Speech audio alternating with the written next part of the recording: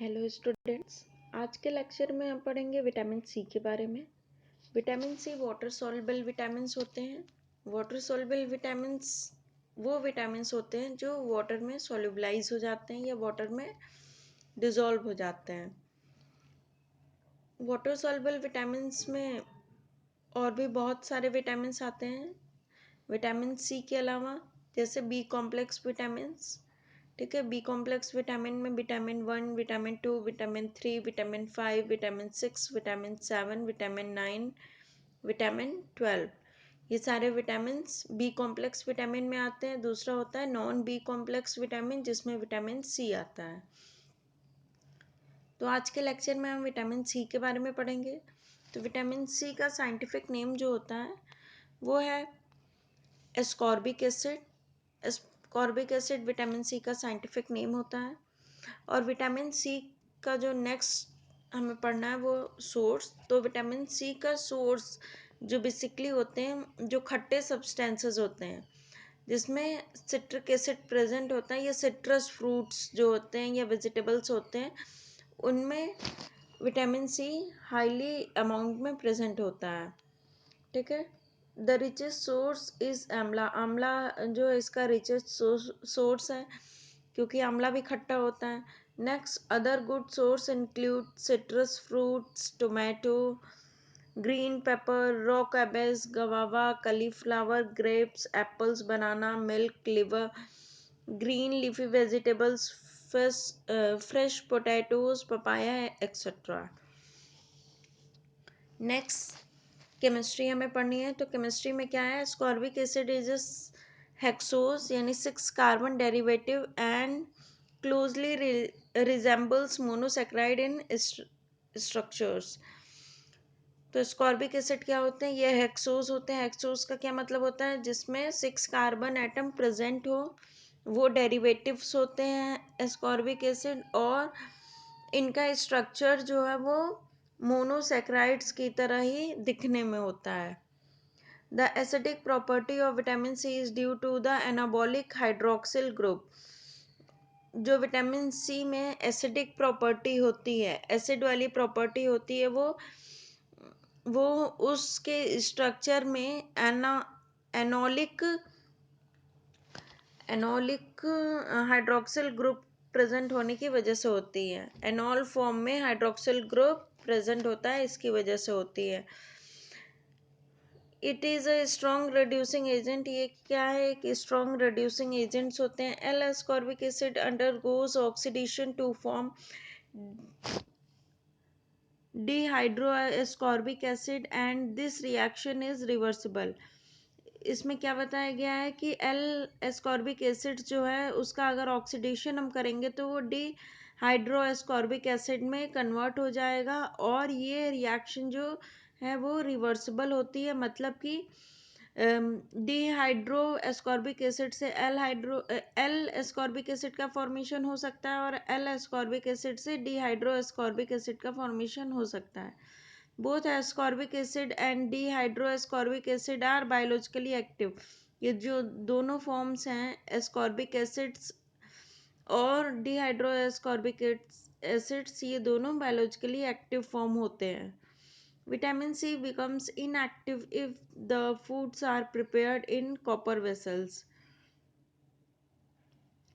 अगर हम फूड को कॉपर वेसल्स में बनाते हैं तो जो उसमें उस फूड में विटामिन सी प्रेजेंट होगा वो क्या हो जाएगा, वो इनएक्टिव हो जाएगा। मीन्स वो अपनी एक्टिविटी शो नहीं करेगा कॉपर वेसल में बनाने की वजह से। नेक्स्ट ये इसका स्ट्रक्चर है, जैसा कि आपने पहले ही पढ़ा कि जो एल एस्कॉर्बिक एसिड और डिहाइड्रो एस्कॉर्बिक एसिड दोनों क्या है, ये रिवर्सिबल प्रोसेस है। तो ये रिएक्शन, ये एरो इस बात को डिनोट कर रही है कि ये रिएक्शन रिवर्सिबल है। तो इसमें क्या देख रहे हैं हम कि एल एस्कॉर्बिक एसिड जो कि रिड्यूस फॉर्म है वो डिहाइड्रो एल एस्कॉर्बिक एसिड में ऑक्सीडाइज फॉर्म में कन्वर्ट हो जा रही है, और ये dehydro L ascorbic acid oxidise form से फिर से एल एस्कॉर्बिक एसिड या रिड्यूस फॉर्म में कन्वर्ट हो जाती है।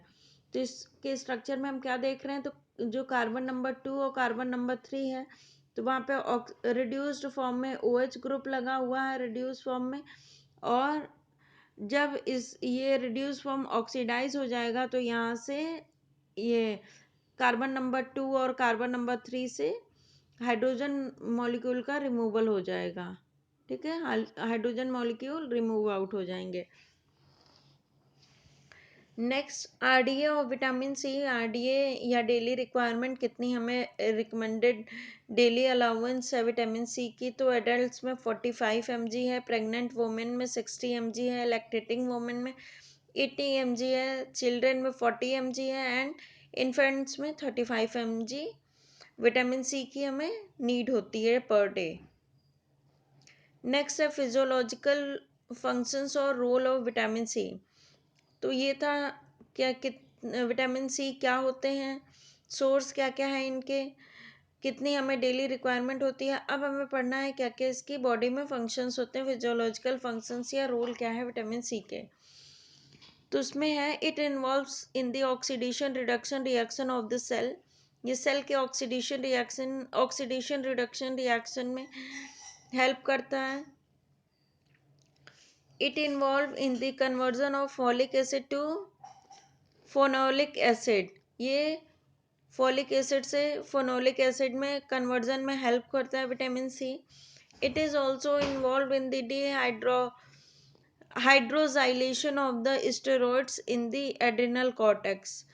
एड्रिनल कॉर्टेक्स में जो स्टेरॉइड्स हैं उनका हाइड्रोजाइलेशन रिएक्शन में भी विटामिन सी हेल्प करती है। Next, it is required in the metabolism of tyrosine and phenylalanine and also in tryptophan metabolism।